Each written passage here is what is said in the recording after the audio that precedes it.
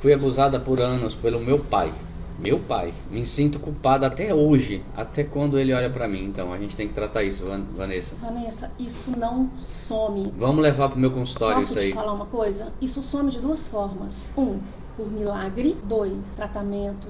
Por terapia. É assim, a gente precisa disso. Eu achei que eu tivesse superado tantas coisas relacionadas ao meu abuso. Tantas coisas. Teve o abuso do padrasto, teve o abuso do ex-marido. Eu achei que eu tivesse superado todas essas coisas. E aí, há uns anos atrás, há uns 2 anos atrás, uma outra pessoa teve comigo um comportamento abusivo que foi moral. A pessoa não me tocou, a pessoa não fez nada comigo, nada agressivo, nada no meu corpo. A pessoa não me violentou, mas ela teve comigo a mesma atitude de manipulação e de abuso moral. Sabe o que aconteceu, gente? Eu fiquei pra morrer.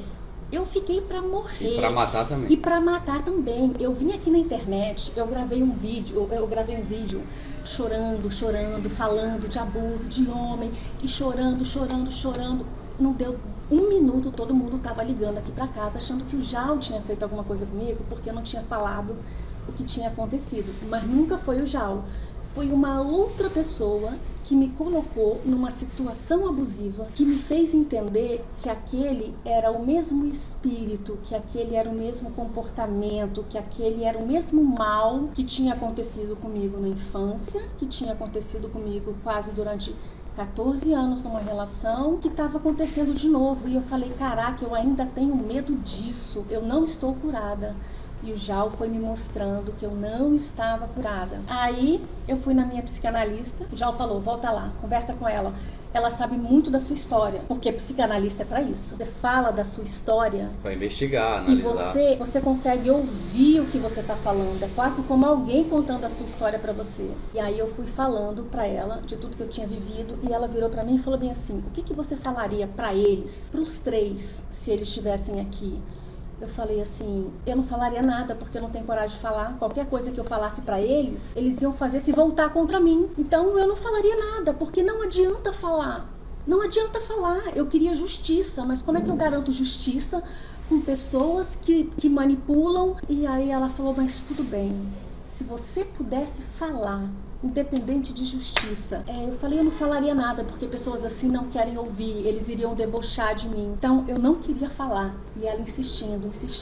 E aí eu virei pra ela e falei assim, eu falaria que eu sei quem você é, eu sei o que você tá fazendo. Você pode enganar todo mundo, mas eu sei o que você fez, eu tenho certeza, eu senti, eu não sou louca, eu não sou culpada.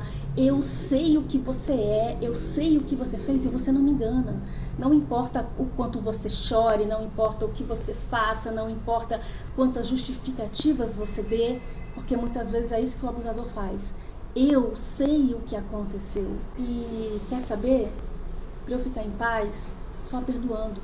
Problema seu. Não é mais meu. Eu não vou ter mais a necessidade de que todo mundo acredite em mim, porque eu sei o que aconteceu.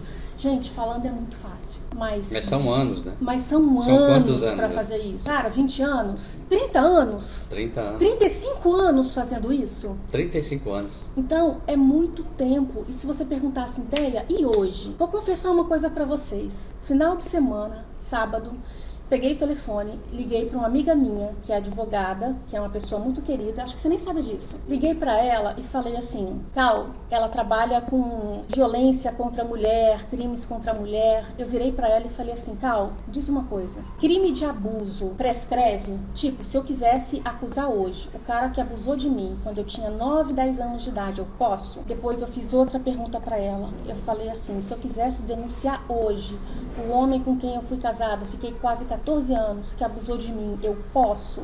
Isso prescreve? Eu posso denunciar essas pessoas hoje? Não que eu vá. Por quê? Porque eu não sei se eu tenho coragem. Olha que doideira. Tanta terapia, amor. Tanta terapia. E eu não sei se eu teria coragem de denunciar.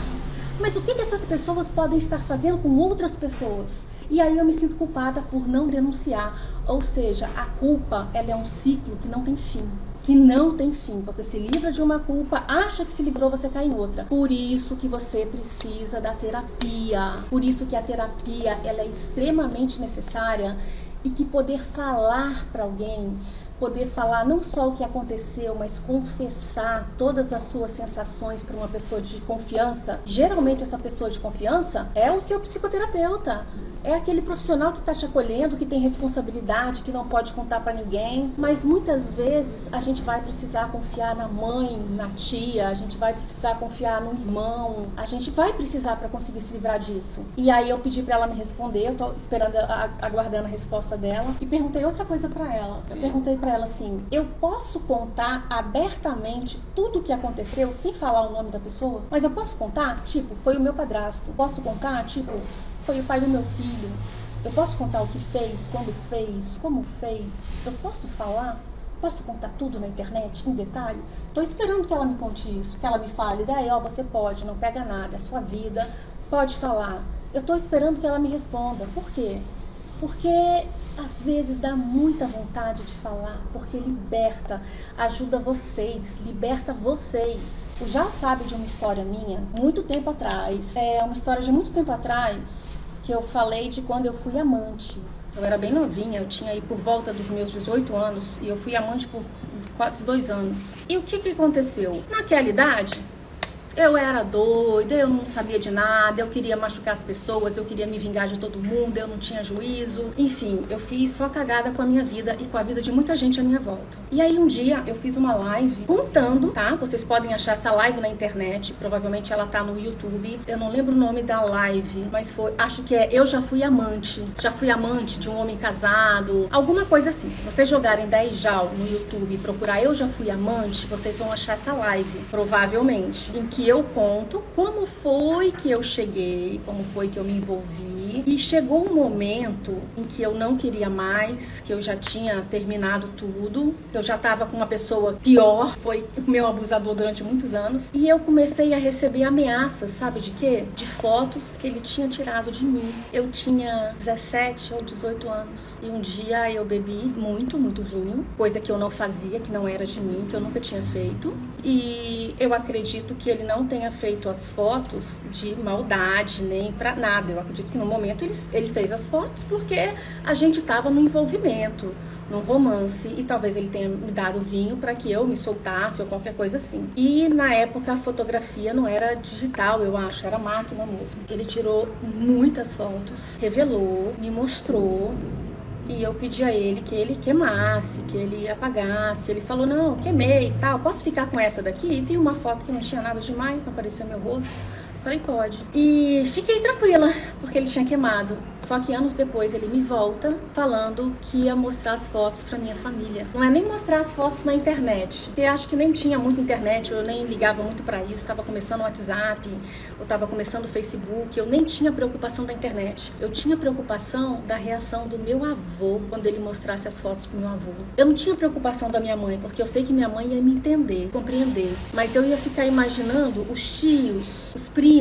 Eu fiquei imaginando todos os homens da família com quem eu nem tinha mais contato. Te vendo no ano. E depois essas pessoas mostrando isso para outras pessoas e para outras pessoas. Eu não me incomodei assim, minha mãe, minhas irmãs, porque eu entendia que todas as mulheres iam me proteger, mas para mim, todos os homens iam ver aquelas fotos e me condenar e me olhar sempre como aquela coisa pervertida, aquela coisa suja, aquela coisa como se você não valesse nada, né? Exatamente. Porque geralmente é assim, né? Como se não valesse nada. Geralmente é assim, algumas mulheres não valem nada. É vagabunda, é nada. Eu era isso. Não é isso? Isso, eu era aquela mulher daquele bordelzinho lá no fim do mundo e fica com não sei quantos homens uma noite pra sobreviver ou porque gosta, ou seja lá o que for. Né? Pra sociedade realmente é uma vagabunda. E ele era um homem casado. E a mulher dele estava grávida. Puta maldosa, né? Então, assim, eu tinha... É uma realidade, né? Eu tinha tudo contra mim. Eu tinha tudo contra mim. Eu tinha a promiscuidade, eu tinha a falta de caráter, eu tinha ali a safadeza. Mas se tu não se tudo perdoar, junto. como é que você vive? Se tu não se parar de se culpar, como é que você vive? O que aconteceu? No momento da minha vida, antes dele chegar com essas ameaças, eu já tinha me perdoado. Eu já tinha botado um fim nessa história, toda essa história de 2 anos, foto que a gente tinha, tudo, eu já tinha colocado um fim. Só que essa pessoa de tempos em tempos voltava. E houve um tempo da minha vida, o Jal até sabe, que foi logo quando eu tive meu filho, que eu quis reatar com esse relacionamento escondido. Ele era casado. Loucura, hein? Entendeu? Eu quis reatar. Por quê? Porque o cara que eu tava, que abusava de mim, que eu tinha acabado de ter um filho com ele, parecia pior que ele antigamente. Então eu queria qualquer coisa que me tirasse daquele momento que eu tava vivendo no meu pós-parto. E depois de um tempo ele começou a fazer ameaças com essas fotos e tudo. E aí sabe o que aconteceu? Depois de eu sofrer muito, porque eu sofri muito com isso. A primeira coisa que eu fiz foi contar pra minha mãe, contar pra minha tia. Ele ainda pegou, no nosso começo de namoro, começou a ameaçar por mensagem. Sim, hoje ele acompanha o nosso canal. Ele começou a ameaçar. Eu falei, cara... Mas ele nem surgiu como ameaça. Ele surgiu como, oi, preciso falar com você, quero saber por que você tá com raiva de mim e tal. Eu acredito que ele fez isso no momento. Não teve uma fala assim, tipo, antes? Eu acho que teve umas mensagens assim, ó. Ele sabe quem você é? Não teve um bagulho assim? Eu acho que teve. Teve, pô, no começo? Teve. Não teve isso? Eu acho que teve isso. Acho eu falei, cara, não se preocupe não. Começo. E eu falei pra tu, não se preocupe não. Não esquenta a cabeça com nada que aconteceu. É tanto que a gente ficava dias e dias, que eu ficava fazendo perguntas pra você. Pra que eu me soltasse e contasse tudo. Falasse, libera isso aí que eu não vou me incomodar, é o teu passado. O teu passado não me condena. Olha só, não condena hein? a gente, entendeu? Olha isso. Então eu contei pra minha mãe, contei pras minhas tias, pras minhas irmãs. E acabei contando pro esposo da minha tia também. E falei o seguinte, ele tem um monte de foto minha. E eu não sabia como falar que eram as fotos, né? De quando a gente era namorado. Eu só conseguia falar assim. Tem foto que eu tô pelada e tem muita foto horrível. Era só isso que eu conseguia falar. E ele tem essas fotos, ele tem essas fotos e tal. E aí, quando eu contei pra algumas pessoas, eu fiquei mais leve. Bem mais leve. Mesmo sabendo que ele ainda poderia falar, mostrar pra um monte de gente. Mas eu já fiquei mais leve. E aí eu comecei a pensar. E eu encontrei uma força que só poderia vir de Deus. Que é o seguinte, eu fiz, aconteceu. Se eu for poupada das consequências disso, beleza. Mas se eu não for poupada e ele soltar essas fotos pra tudo quanto é canto, sabe o que vai acontecer? Eu vou sumir. Eu fiz, eu tinha essa idade, esse pensamento, eu vivia dessa forma, o que eu fiz foi horrível, eu me arrependo muito e agora passar por essa situação é horrível. Mas eu fiz. E aí quando eu comecei a falar que eu fiz, entender que eu fiz, e entender que eu tinha a opção de assumir o que eu tinha feito e de encarar essa vergonha, porque eu já estava pensando em o que eu podia fazer para esconder aquilo. Sabe aquela ansiedade de quem está escondendo alguma coisa? Igual o filme Luther lá. A mesma coisa. E aí, por fim, alguém da família dele falou, eu entrei em contato, falei, olha, ele tá falando das fotos. Alguém da família dele falou assim, não se preocupe, ele já queimou essas fotos. Eu tenho certeza que ele já queimou essas fotos, elas não existem mais. Aí eu fui ficando mais à vontade, mas ainda assim, de vez em quando, ele vinha com uma coisa ou com outra, mas eu acho que no momento que ele tava com mais dificuldade emocional. Depois, quando a gente já tava casado, ele voltou a mandar mensagens, querendo saber por que eu não falava com ele, por que eu não respondia a mensagem dele. Obviamente eu tinha ficado com muita raiva. Só que ele sabia coisas a meu respeito horríveis, que eu não queria que ninguém soubesse. Ele falava coisas ao meu respeito, ele sabia, porque eram coisas reais, que a minha melhor amiga, inclusive, tinha contado pra ele. Gente, eu era maquiavélica com 18 anos. Maquiavélica. Eu era uma mulher extremamente... Você era o reflexo do abuso que você sofreu. Manipuladora. Eu acho que era isso. Eu era o reflexo de tudo que tinha acontecido comigo. É importante que você fale isso, porque às vezes fica meio desatado. Assim. Perdeu o pai com 8 anos, sofreu abuso dos 9 aos 13. Como é que não vai ficar mal? Como que era quando você sofria abuso? Ia pro cemitério, o cara levava, ameaçava. Como é que essa garota vai ficar uma garota sã? Me diz como é que essa garota vai ficar uma garota do evangelho, da simplicidade das coisas. Não fica doente igual. Mas eu não achava que eu era doente. Tudo bem, mas era real. Eu achava que isso era poder, eu achava que isso era força, eu achava que essa manipulação era assim, uma coisa maravilhosa, sabe? Tipo, eu posso ter o homem que eu quiser e fazer o que eu quiser com ele. Até porque a Déia era muito modelo, né? Era muito bonito. Ela ganhava com a aparência, não tinha como. Qualquer homem, não que ela não seja bonita hoje. Não só a aparência, amor, mas eu ganhava no comportamento também. Mas você, e o comportamento ganha mais que a aparência. Mas você tinha a força da juventude, da beleza. 18 anos, gente. 18 anos. Era modelo, né? Tá? Então, eu realmente fiz coisas horríveis. Horríveis. Eu fazia cada coisa pra tirar dinheiro deles que você não tem noção desse meu amante. A Déia tava puro suco, né, cara? O grande lance não tava na minha beleza, apesar de que eu era uma mulher bonita.